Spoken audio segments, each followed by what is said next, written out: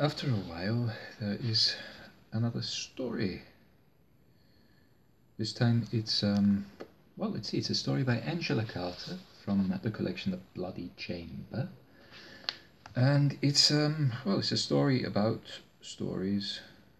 It's also a story. So I don't know how easy or how difficult it is going to be to read, and how easy and how difficult it's going to be to get across, because it's very dense and atmospheric, although quite short.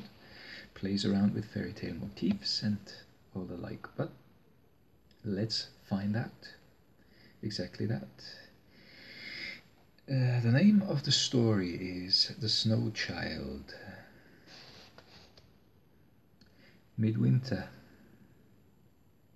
invincible, immaculate. The Count and his wife go riding, he on a grey mare and she on a black one, she wrapped in the glittering pelts of black foxes, and she wore high black shining boots with scarlet heels and spurs. Fresh snow fell on snow already fallen. When it ceased, the whole world was white. I wish I had a girl as white as snow, said the Count. They ride on. They come to a hole in the snow. This hole is filled with blood.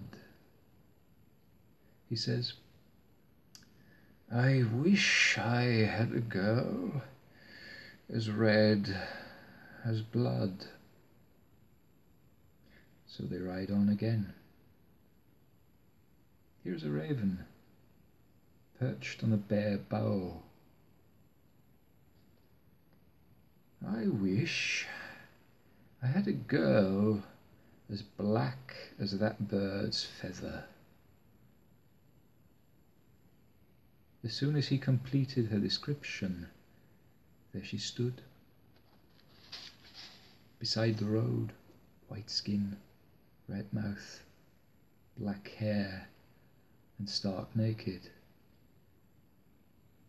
She was the child of his desire, and the Countess hated her. The Count lifted her up and set her in front of him on his saddle, but the Countess had only one thought. How shall I be rid of her? The Countess dropped her glove in the snow and told the girl to get down and look for it. She meant to gallop off and leave her there, but the Count said, I'll buy you new gloves. At that the fur sprang off the Countess's shoulder and twined round the naked girl. Then the Countess threw her diamond brooch through the ice of a frozen pond. Dive in and fetch it for me, she said. She thought the girl would drown. But the Count said, Is she a fish to swim in such cold weather? Then her boots leapt off the Countess's feet and on to the girl's legs. Now the Countess was bare as bone, and the girl furred and booted. The Count felt sorry for his wife. They came to a bush of roses, all in flower. Pick me one, said the Countess to the girl. I can't deny you that, said the Count. So the girl picks a rose, pricks a finger on the thorns, bleeds, screams, falls. Weeping, the Count got off his horse, unfastened his breeches, and thrust his virile member into the dead girl. The Countess reined in her stamping mare and watched him narrowly.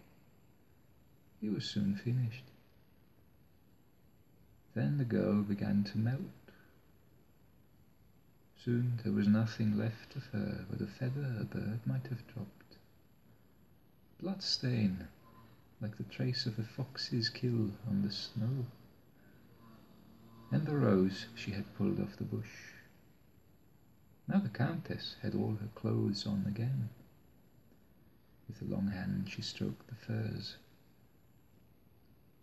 The Count picked up the rose, bowed and handed it to his wife. When she touched it, she dropped it. "It bites," she said.